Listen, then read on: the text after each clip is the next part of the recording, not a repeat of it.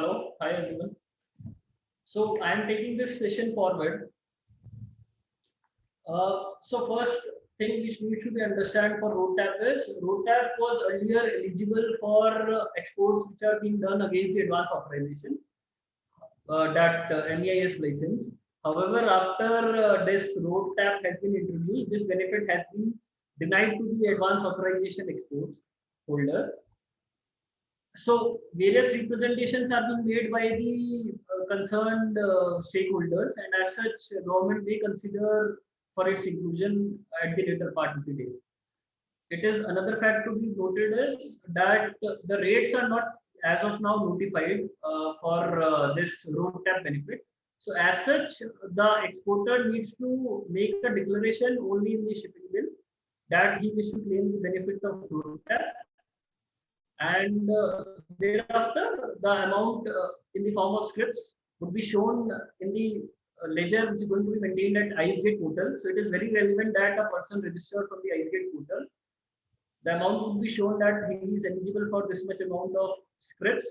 Once he accepts that amount against those particular shipping bills which that particular person has filed, that scripts will be credited to the ledger.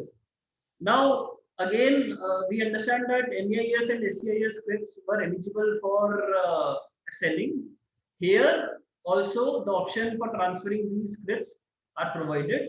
So these scripts can be transferred online using the IceGate portal. In that case, the transferring needs to accept that he is accepting the script which is being transferred by any other exporter, and accordingly, that scripts are going to be reflected in the transferring portal. With this, I move to the next slide. So I would be covering various developments which has come into force in last 3-4 months, including the union budget part. So with this, I start. So Arvindji covered the incentive part. So now there are various export benefits. Now export benefits and export incentives are essentially different because of the fact incentives may or may not be equivalent to the amount which has been incurred by a person. So let us say when we say road tap, you would be getting reimbursement of electricity duty or let us say stamp duty. However, the amount is industry specific, sector specific. Here, when we say that certain things are export benefits, it implies that the actual part which is being incurred by the exporter is going to be refunded to him. So that is essentially an incentive, and these are essentially the export benefits which are being provided. One of the benefit is advance authorization. Now there we had EPCG scheme. So EPCG scheme, as Arvindji specifically stated, when you import a machinery, then there is no one-to-one correlation that you are going to export this much quantity. There is not one-to-one relation in the sense that this inputs has been used for that particular export of that particular finished goods. There may be some items which doesn't require that EPCG machinery. In that case also, that amount is provided in the form of incentive. So there is no one-to-one correlation. Here under advance authorization, we have one-to-one correlation. So advance authorizations are issued wherein it is specifically mentioned that you are liable to export this much quantity and you are eligible to import this much quantity. So there is one-to-one linkage which is being provided in the that certificate itself that this is the quantity which you are eligible and this is the obligation of yours. Similarly, we have duty drawback. So duty drawback is dealt by section 73 and 74 of the Customs Act. And duty drawback as of now is applicable for the customs part wherein, so let us say we all understand that on exported items, there should be no implication of the duty or taxes. Now for BCD part, it has the relevance. For duty drawback, we get the refund from that duty drawback, we get the refund of basic customs duty. And similarly, there are certain items which are excisable as of now. So in that case, that duty drawback rate are notified considering the item which is going to be exported, and that item may have certain portion of the customs part and certain portion of the excise part. In that case, they have notified duty drawback rates, and that drawback rates are again eligible for a export benefit. That duty drawback has to be again indicated in the shipping bill while filing before the customs authority. Now another benefit is, we all are very well aware of this benefit, is that claiming refund of input tax credit or exporting with payment of IGST and then claiming the refund of that IGST portion. So these are essentially called the benefits and not incentives. So incentives are MEIS, SEIS, and now road tab. So these are essentially the incentives which are being provided under the foreign trade policy. Now coming to next slide, and it is very relevant and interesting thing which is being introduced for the ease of business, which we call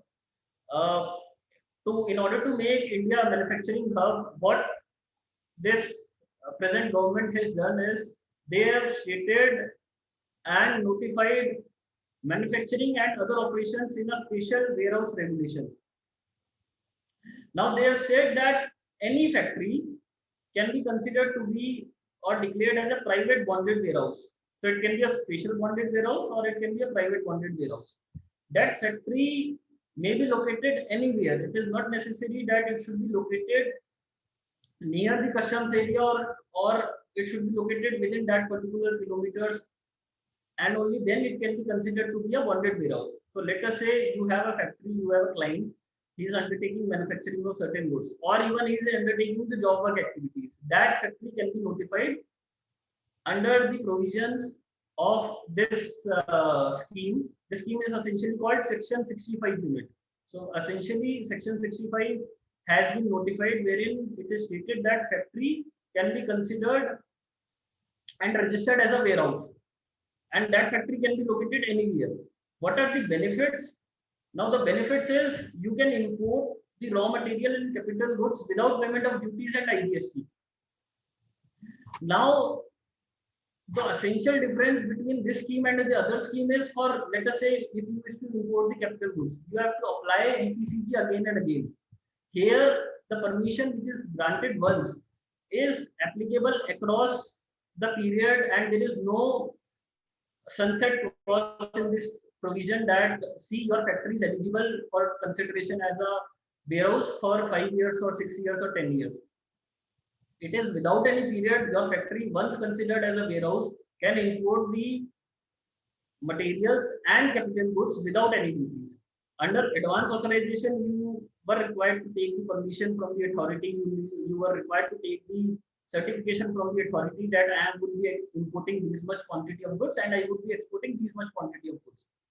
In this scheme, there is no such requirement to mention that you are going to export this much quantity of goods, you are going to import this much quantity of goods. There is no yearly renewals. The license once granted, registration once granted, is valid for lifetime.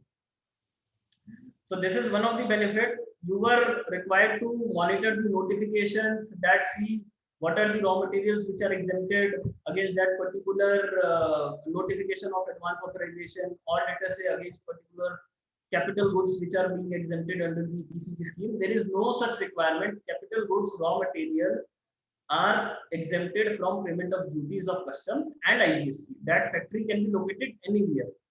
And even further, there is no requirement that your turnover should be this much, and only then you are going to be considered to be a factory for the purpose of getting a warehouse. Here, there is no turnover requirement. You can simply, your existing setup or let us say a new facility can be converted into a warehouse. The benefit is no IGST, no customs duty. And now coming to the next part. Even when you are exporting the goods, there is no requirement that you are going to pay the taxes and all. So exports, even under GST, there was no requirement. Even under this scheme, there is no requirement. This scheme also runs with the GST provisions. Again, there is no tax liability on the export part. So imports are duty free, exports are duty free. Simply, the goods are going to be imported in your factory. The goods are going to be manufactured in your factory or are going to be processed in your factory, and the goods are going to be exported. Now, another interesting fact is here under advance authorization, we have a timeline of let us say 18 months, wherein you are required to complete your export obligation within that period. Here, there is no requirement. So let us say you have imported the goods, you are not aware that when these goods are going to be used, or let us say you are importing the goods in bulk because of the fact you are getting the discounts on bulk. And as such, there is no requirement that you should complete the export within 18 months. So there is no strict timelines for export obligation.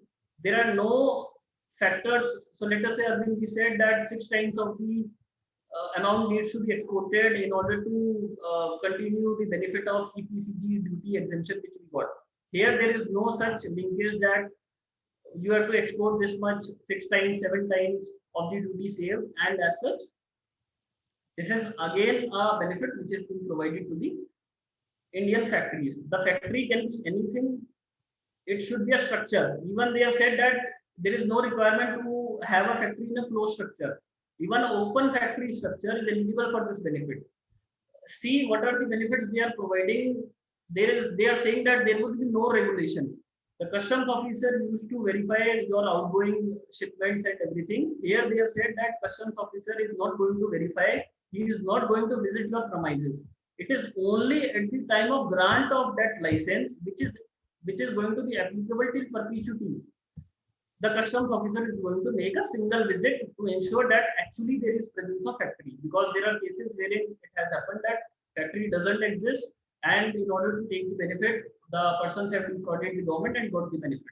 So they have said only one time proper officer visit, and that too in order to grant the registration, and thereafter there is no time linkage, there are no export obligations, there are no duty liabilities. As such, this scheme has been considered to be one of the most beneficial provision under the customs law, which is notified by section 65, wherein any factory existing or set up, or let us say a factory has been established to repack or reprocess the goods, even that factories are also eligible. It is not the hardcore manufacturing activity that has to be undertaken in this factory. So here we have seen that it is specifically mentioned that manufacturing and other operations. So they have stated that other operations can be anything. You can repack the goods. You have imported the goods in bulk. You can repack the goods. You can process those goods, and you will be considered to be eligible for the scheme. So this scheme can be looked into by various persons, and this can be value addition, wherein your customs team, trade team keep following with the authorities for discharge of export obligation, for providing them that export obligation discharge certificate, EODC certificate. So these are the benefits. There are no compliance requirement. So I am coming to the next slide wherein compliance requirements are mentioned and along with other points. So these are the points are discussed. So one of the benefit is, again, so also there is one of the benefit that we understand that there is no unit which export the goods 100%. So this has been specifically provided in the scheme that there is no such requirement that you should be 100% exporter. Even when you are exporting, your exporting capacity is, let us say, 30%, 40%, that is sufficient to be eligible under this scheme. They say that you should be eligible just by having a superstructure or a factory, and there should be some manufacturing or other operations being carried out in that factory. However, when the goods are being removed, in that case, you are liable to pay the duty because of the fact you have taken the benefit at the time of import by not paying the duty or IGST. At the time of removal to domestic market, you are liable to pay the duty, and that provision is obviously going to be similar because of the fact that you are removing the goods to domestic market. So here are the points I'll just run through. Paid duties upon removal of capital goods to domestic market. So this is again one of the benefit that there you had to complete your export obligation within 6 years. Here you are not liable to complete the export obligation within 6 years. You can complete your export obligation. As such, there are no export obligations. So you can complete your profit margin, whichever you wish to earn within a period of 10 years or 15 years. So that can be done. Only when the capital goods are being cleared to domestic market, there will be liability to pay the duty. Next point is dealing to the obligation of export, that is no export commitments with respect to timelines, value addition, quantum. So under various provisions of FTP, we have the value addition provision that see you are going to add this much value to the imported goods and then only you are going to export the goods. There are no requirement of value addition applicable even for importers engaged in sale removal of goods in domestic market. This we have discussed. Principle of self-assessment followed. Again, the thing which I said, the customs visit, officers visit has been drastically reduced by requiring a single visit at the time of approval. Commissioner of Customs act as a single point of all the approvals. Common application come approval form for a license. Bond has to be executed. So bonded. So we say this to be a bonded warehouse, and bonded warehouse means bond has to be executed. License once obtained is valid till perpetuity. There is no concept of renewal. It is valid for lifetime. No regular visits by the officers except mandatory visit during the grant of permission. Unlimited period of warehousing. All records digitally in a single format. So this was the scheme which was notified and made effective from year 2019. Certain amendments were done during the COVID period. So any factory wherever located can be considered and being considered for this benefit because of the fact there are no compliance costs and there are no regulations. And as such, this scheme may be beneficial for various clients of yours. Coming to next part. So there were certain rules of origin which are being introduced by the customs. Rules of origin requires compliance because of the fact if you wish to claim the preferential rate of duty benefit. Now let us say Arvindji discussed of certain agreements wherein we have one of the agreement with Sri Lanka. So let us say if you wish to import certain goods from Sri Lanka and you wish to avail the preferential rate benefit which is being provided by the agreement. In that case, what customs requires is a certificate of origin. Now, certificate of origin establishes that the goods are being originated from Sri Lanka. Now, what happens is many times the goods are shown to be imported from Sri Lanka. However, these are getting imported from a country, let us say Pakistan, to which Indian government doesn't wish to provide any benefit of differential duty or a beneficial duty rate. So they say that you are defooling the government, you are trying to take the duty benefits by applying the preferential trade agreements and taking the benefit of lower reduced rate of duty. So they have said is we require certificate of origin. Now that certificate of origin was required erstwhile also. Now what they have done is additionally importers are required to maintain certain documents in order to establish that this goods actually pertains from Sri Lanka and these goods are not just rooted from Sri Lanka. What are the documents? Documents are mentioned in the form I, which was notified earlier, wherein they say that you should be aware of the value addition which that Sri Lankan party has done. You should be aware of the process which is being undertaken by the Sri Lankan party. So process in the sense, I can give you an example. Now under Indian Sri Lankan treaty, it is required that there should be a minimum value addition of 35%, and there should be change in the tariff subheading. So tariff subheading means fourth digit should be changed of tariff classification. Now example has been given in this PPT that aluminium wire rod from Sri Lanka drawn into wire. So aluminium wire rod was purchased from China and it was drawn into a wire in Sri Lanka. Now they say that we are going to provide this benefit when the cost of that wire rod is less than 65%. That means the value addition which has been done by the Sri Lankan party is more than or equal to 35%. So in that case, we are going to provide you the benefit. And that 4 digits has been changed. Tariff sub classification has been changed. Aluminium wire rod is classified under 7504 and now that wire has been classified in 7506. In that case, they are going to provide the benefit. So the Indian importer needs to have all these information to establish before the customs authorities. See, there is change in the customs tariff subheading, that is fourth digit at least is getting changed, and 35% value addition has been done in Sri Lanka, and as such I am eligible for that reduced rate or preferential rate of benefit. Certificate of origin is required to be submitted. Those documents are not required to be submitted with every bill of entry. So those documents are required to be submitted when the proper officer has reasons to believe that I am not finding it suitable to grant you the preferential rate benefit because I doubt the eligibility of that preferential rate benefit. So in that case, these documents should be available with the importer.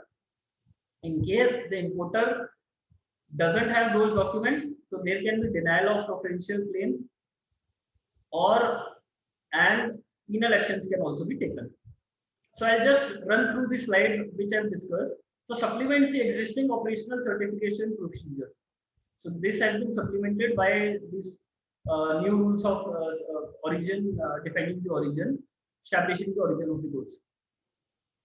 Reasons of including notifying these provisions was to check import of low quality and dumping of goods by the third party duty through a FTA partner country. So again, as I said, that FTA partner country get certain benefits wherein they can import the goods without much physical verification. As such, many persons were taking the benefit of that FTA partner country agreement and dumping the goods into India. Many persons means the citizens of outside the country were trying to dump the goods into India by taking the benefit of FTA partner country where there are less checks involved. To check the duty evasions, because of the fact this agreement provides a lower rate of duty. Existing trade agreements extends duty benefits to goods which fulfills made in criteria. So made in Sri Lanka, which we discussed, criteria can be based on the factors such as domestic value addition and substantial transformation. So substantial transformation has been defined to be change in tariff subheading. Issued to curb the misuse of trade agreements. Mere certificate of origin would not be sufficient. Declaration by importer that these goods qualifies as originating goods from preferential rate of duty required. Certain origin related information along with certificate of origin details should be mentioned in bill of entry. Details as mentioned in Form I would be required to be submitted if doubt related to origin. Powers with the proper officer, denial of the preferential gain, required information where it has reasons to believe. So obviously he would be following the principle of natural justice, and there only he is going to reject the preferential gain. As such, he would be asking you to provide me the required information. If these information are not provided, then the preferential gain would be rejected. Or there is an option to send these claim to verification authority through nodal officer to foreign country, wherein foreign country nodal officer is going to confirm that the goods are manufactured in that foreign country. Penal action can be taken. Next. So there are certain judgments which are very relevant from the FTP provisions. Recently, various judgments are being ruled by the Honorable High Courts or Supreme Court. So we are going to discuss 2-3 judgments which are very relevant for our clients. So earlier, when the GST was effective from 1st July 2017, IGST exemption was not granted to the EU units or let us say imports against advance authorization or let us say import against CPCP. So IGST was being levied. However, before GST, that counter value duties were exempt. So 1 second, ये mute करो sir, आवाज बाहर आ रही है.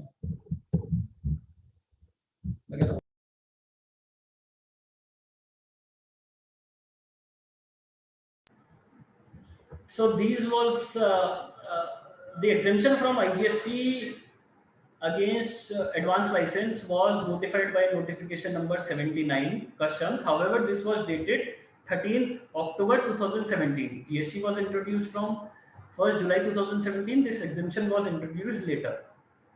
However, this exemption was made subject to pre-import condition. Now, pre-import condition is as such not defined in anywhere in the FTP provisions or notification. As per the understanding of DRI and Customs Authority, pre-import conditions mean that your imports should precede your export. So whatever material you wish to import, you import first and use that material and then export the goods. Now, as I am an exporter, I have a running business cycle. I say that I have already, in order to build my capacity, I have already imported the raw materials in bulk. I have the raw materials where there is a requirement to pre-import new set of materials and use that set of materials to manufacture the goods and then export the goods. I say that I have imported the goods in bulk. I would be using those material which is already kept in my stock and then would be processing that stock and that I would be exporting the goods. So in a way, I would be importing the goods once I've done the export. So it is called duty replenishment. So it is called replenishment. So under customs, a exporter is doing the business. He knows that wherever he wishes to pre-import the goods, he is going to pre-import the goods. If he wishes to avail for the replenishment, wherein he may be having existing stock and he may be using that stock and exporting the goods in fulfillment of advance authorization for which no imports has been undertaken. So I have fulfilled my export obligation. However, I would be importing material that is required for that particular, which is mentioned against that particular advance authorization. I would be importing that after, let us say, 3-4 months. So I would be basically doing a replenishment. And this is my business cycle. I am the best judge to understand my business cycle, and it is not the authorities which are going to decide how I am going to do my business. If I have the stock, I am going to possess that stock and fulfill my export obligation, and then I would be like to import the goods. So this was made subject to pre-import condition. However, later, understanding the business realities and understanding the pre-GST concept also, this notification was amended and condition of pre-import was removed. However, the issue again remained for the intervening period from 13th October 2017 till 9th January 2019, wherein this condition of pre-import was pre-existing. Certain exporters, as I said, haven't fulfilled that condition because of the fact they had their stock lying, or there are various commercial reasons wherein they may say that I am fulfilling this export obligation against this particular material. DRI issued show cause notice to various exporters by saying that you have not undertaken the imports before exports. So the show cause notice were issued, and IGST, which was claimed as exemption, has been demanded to be repaid along with interest. So IGST was being taken as exemption, and that IGST amount was taken was asked by DRI to refund along with interest. Gujarat High Court ruled that this pre-import condition is not applicable even for that intervening period. Gujarat High Court looked into the foreign trade policy and stated that the pre-import condition is applicable only in certain set of goods. There is no reason that notification say that the goods, any goods. So let us say the notification was saying and can be interpreted to mean it was imposing pre-import condition qua goods and not qua specific goods. So foreign trade policy can say that pre-import condition would be applicable in respect of certain specified goods such as drugs and etc. However, that notification simply stated that in respect of all the goods, that is qua goods, it is going to be applicable. This condition was discarded, this condition was quashed, and as such, DRI notice, show cause notice was set aside. However, later when Revenue filed the appeal, this ruling has been stayed by the Supreme Court. So as such, the operating part of this judgment is no more applicable. However, another good point which come out after these developments is DRI issued notice to another exporter come importer and asked for the payment of IGST. It was ruled by Gujarat High Court, the same High Court which held that pre-import condition is not applicable. It was held by the Gujarat High Court later in another case where after that Supreme Court stay was granted, that the matter is under subjudication of Honorable Supreme Court. As such, we are staying the operation of that SCN from any coercive action against the importer come exporter, and till the time Supreme Court decides, this notice is not going to be actioned by the authorities. So that notice has been stayed. As such, when we see any client getting the notice for these matters, we should ideally reply to these authorities that the matter is under subjugation of Honorable Supreme Court, that pre-import condition is going to be decided by the Supreme Court whether it was applicable or not, and as such, it is requested to please keep this matter in the call book. So normally what we have is a concept of call book wherein pending matters are being kept by the authorities to be decided later. One of the matter which can be kept in call book is where the matter is under subjugation of a constitutional court. So it is requested to please keep the matter under subjugation under a call book. If any coercive action still being taken by the DRI, then it is a fit case to approach the High Court and get a stay. And specifically, since Supreme Court is deciding this case, the stay is certain to be granted by the jurisdictional High Court. Now coming to the next slide, next judgment. Now we see that under GST we have Rule 9610 which prohibits refund of IGST. So you cannot do export with payment of IGST alongside importing goods against advance authorization. So essentially the department is of the view that you are claiming dual benefit by first not paying the duty against advance authorization, that is you are claiming your IGST to be exempt, and while exporting the goods you are also taking the refund of IGST. Now first thing, when so we have counter views and we are especially dealing in these matters before various courts.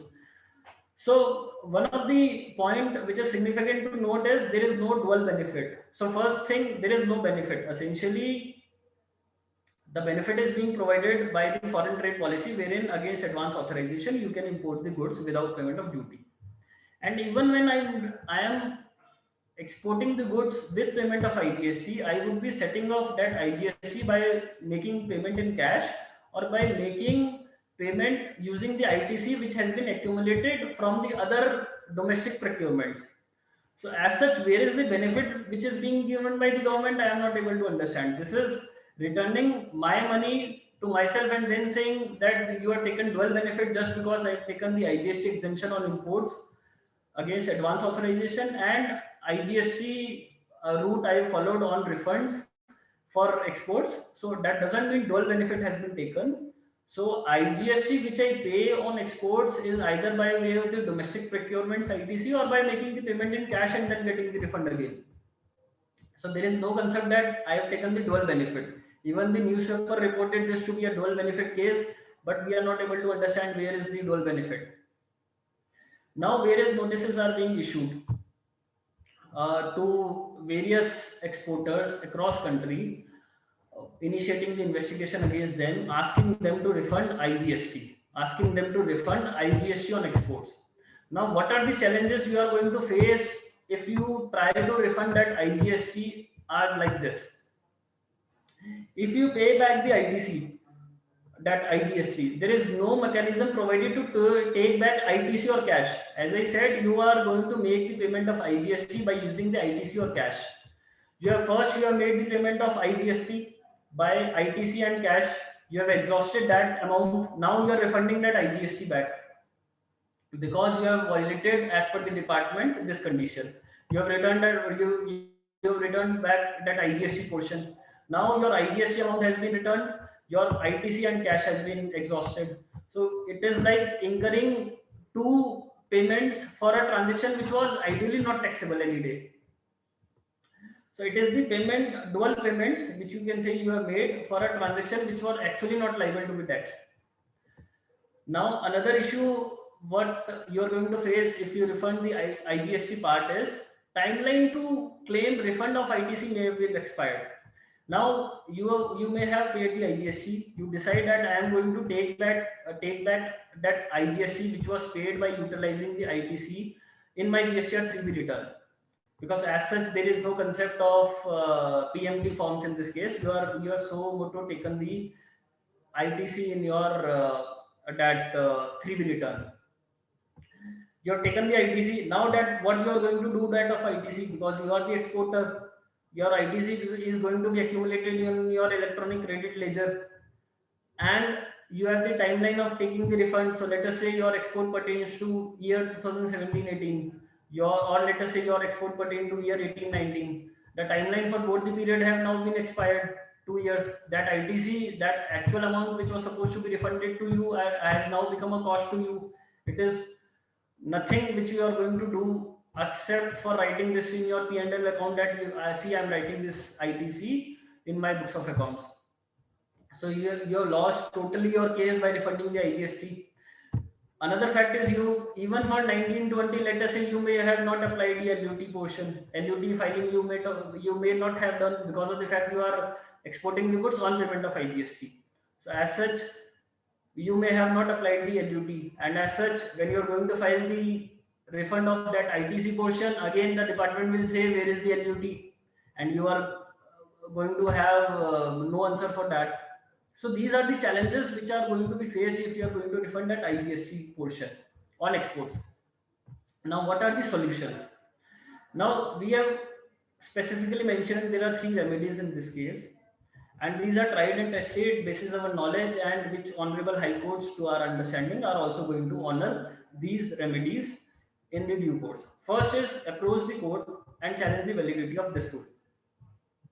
Now, this rule, as I said, derives its significance from foreign trade policy and also the erstwhile regime. Under erstwhile regime also, there was the concept of rebate, and which was essentially similar to the IGST route which is being provided under GST. There was no such restrictions, and even when such restrictions were tried to be imposed by the authority, these were quashed by the courts. So first option is you challenge the validity of the rule alongside seeking quashing of that SCN which is being issued by the DRI, or let us say jurisdictional department, saying that this rule is ultra vires the provisions of the Act. Another thing which we have suggested, because of the fact many of the client doesn't wish to approach the High Court and they want litigation management rather than litigation.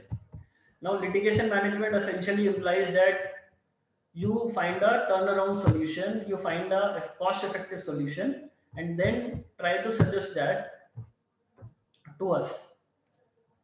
So what is that? So what we have stated that the rule says if you have taken the benefit of IGST on imports exemption against advance authorization, in that case you are not liable to export the goods on payment of IGST. Now let's reverse the situation properly. You say that you should not have taken the benefit of IGST exemption on imports if you wish to export the goods with payment of IGST. I say that I am not going to refund the IGST portion. What I'll do is I'll return your IGST exemption which was claimed on imports. So this rule essentially becomes ineffective because I have not taken any benefit of IGST on imports. The rule says if you have taken the IGST exemption on imports, you cannot export the goods with payment of IGST. I say after this payment, I will say I have not taken the benefit of IGST exemption on imports, and I am eligible for IGST with payment of export with payment of IGST. What is the benefit when you are going to pay back that IGST exemption on imports are multifolds. First benefit is that IGST exemption which is being paid can help you to reassess the bill of entry as per section 17 of the Customs Act. Once your bill of entry has been reassessed, the IGST exemption which you are going to pay back on imports would be eligible for you as ITC. It would become eligible as ITC, and since the reassessed bill of entry is new bill of entry, and as such your period would also be extended. So as such there would be no provision which is going to be applicable, let us say section 16(4), wherein they say that you can take the ITC till September. Since I have the reassessed bill of entry as per section 17, I am eligible to take it at ITC. Your IGST on import, let us say you are a manufacturer of apparel garments. You have imported a raw material of rupees 30 and you exported this raw material on rupees by manufacturing on rupees 100. Now let us say your 12% rate is applicable on export of these goods because of the fact the amount exceeds rupees 1000. In that case, your output IGST would be rupees 120. you would be required to pay back rupees 120 along with interest. And here you are going to pay only 30 rupees multiplied by 12%. So as such, what happens is you are going to pay back a very less amount in order to clear this problem which has been created by this rule. So you would be returning that IGST exemption which has been claimed on imports, which is going to be a very less amount, and you would not be refunding the IGST which has been paid while at the time of export. The benefit of IGST exemption, returning that IGST exemption claimed on imports, foregoing that IGST exemption on imports, is that you will be eligible to take ITSC. And ITC, again, it is always beneficial to get your BOE reassessed as per section 17. And since this being a favorable position for customs, because customs is getting IGST, so they would be reassessing the bill of entry, and we have got this done in various cases. However, even when they don't do, you would be having a duty paying challan. That challan has been also been considered to be a valid document basis which ITC can be taken. And even though there were disputes in earlier regime, it was already decided and a settled position wherein even revenue would not like to contest beyond CSTAT, wherein CSTAT used to hold that duty paying challan, which is being verified by the officer of the department also, is sufficient and eligible to claim the ITC. Now, what I've done is I've got the ITC of that IGST which I have returned. Here, if I would have returned that IGST paid on exports, I would have been left with no other option just to make something which is a non-taxable transaction to 2 times taxable transaction. Here, what I've done is just by incurring the interest cost, which is also going to be lesser when you are going to refund that IGST. Imports interest cost would be lesser, IGST import cost would be lesser. Now, this position has also been accepted by the Bombay High Court, wherein interim stay has been granted by Bombay High Court in the Prashi Pharma, wherein similar call was taken by the Prashi Pharma, and High Court stated that we are staying the operation of this notice, and as such, no coercive action for the timing should be taken till we decide. The similar position was taken and similar arguments were taken that, see, I have not taken any benefit, I have returned the benefit. Get shipping bill amended if export obligation discharge certificate not issued. Another option is that you say that you are importing the goods against advance authorization, you are exporting the goods with payment of IGST. You say export authorization. So you have export obligation wherein on shipping bill you mentioned that this is being filed in discharge of the export obligation against this and this advance license. You can get this shipping bill amended. Obviously, if that export obligation discharge certificate has not been issued, you can get the shipping bill amended and say that this shipping bill has been filed not against any particular advance license. This has been filed against normal imports of raw material. For advance authorization export obligation, I would be filing another shipping bill. So as such, this is also one of the options which can be explored, provided export obligation discharge certificate should not have been issued.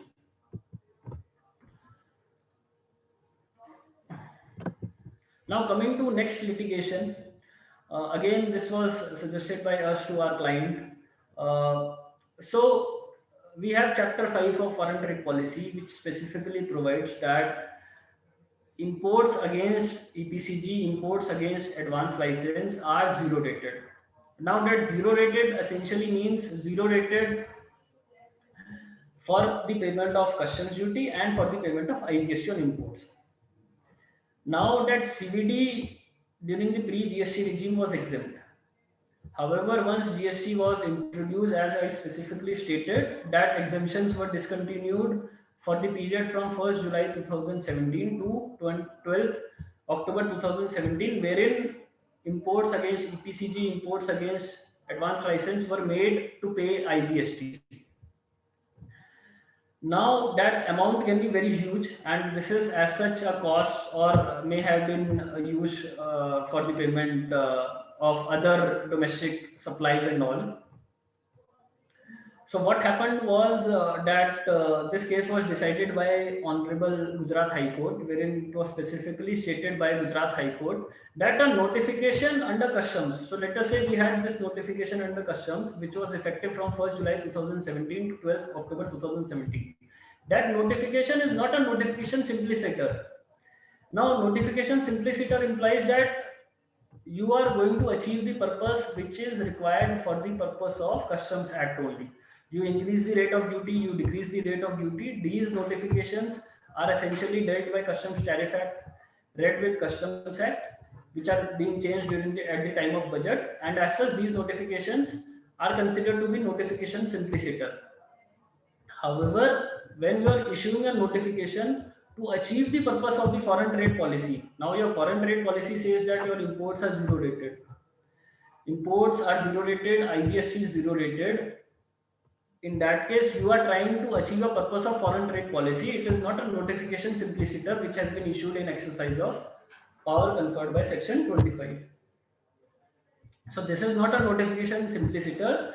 This is a notification issued to achieve the purpose of foreign trade policy. Foreign trade policy requires zero rating, and as such, it was decided by the Honorable Gujarat High Court that this notification, which is being issued dated 13th October 13 October 2017, dated notification number 79, wherein IGST has been exempted, should be considered to be a retrospective notification, and benefits should be considered to be continued even for the period from 1st July 2017 to 12th October 2017. And as such, it was directed by the Gujarat High Court that IGST along with interest should be refunded, which has been collected on import of machinery against EPCG during the period from 1st July 2017 to 12th October 2017.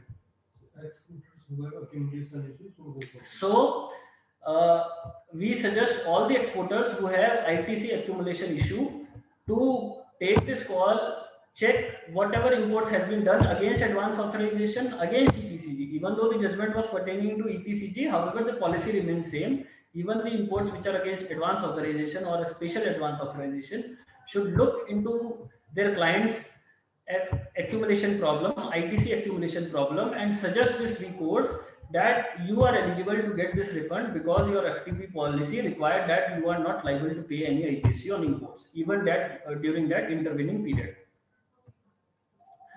As such, what we suggest is first you identify the clients which we have problem of ITC accumulation. Then what you do is you identify what imports they have done during this intervening period. Then you file a refund application or a refund letter, even a request letter with the jurisdictional court of import is sufficient, asking them to give us our money back, IGST along with interest you pay back. And then if the authority doesn't entertain your request, it is a fit case to approach Honorable High Court for grant of refund. And it is another interesting fact to note here that this judgment has not been challenged by the department before Supreme Court. And as such, this judgment has become a precedent, settled precedent, because this judgment was passed in year 2019. So this is a settled precedent now. The Supreme Court is not being approached by the department to challenge this judgment, and as such, this benefit can be taken by approaching your jurisdictional high court, first approaching the jurisdictional authority, and if required, to approach the jurisdictional high court and asking for the refund of IGST along with interest. The next are the budget proposals. So I would be running through budget proposals. Just a second.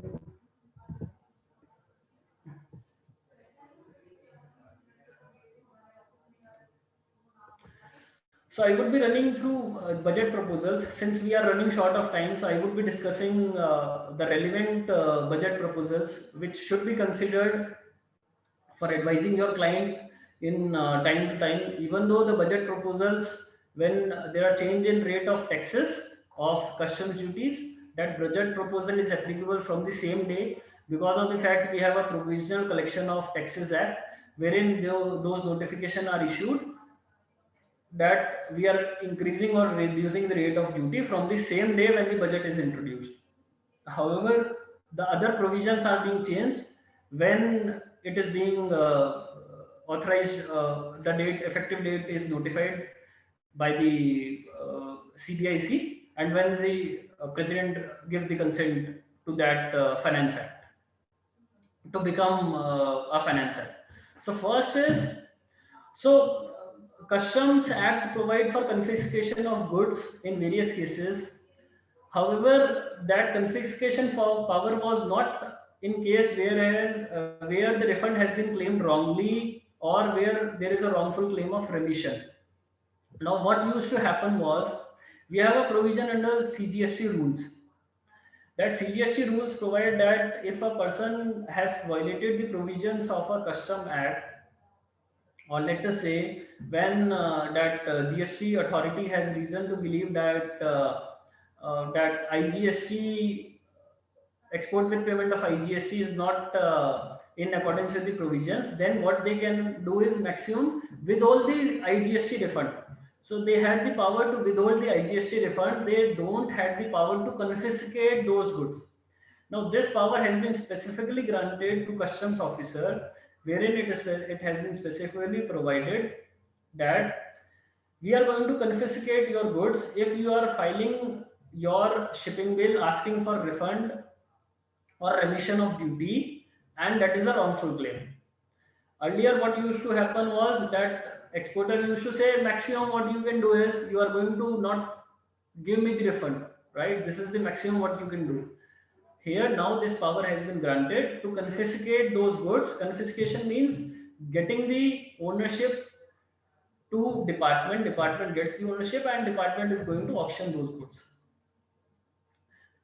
The second important change which has been brought by budget is that penalty has been imposed when a person is exporting the goods asking for a refund of duty. Now we had seen various cases wherein fake invoices were purchased and goods were exported with payment of IGST.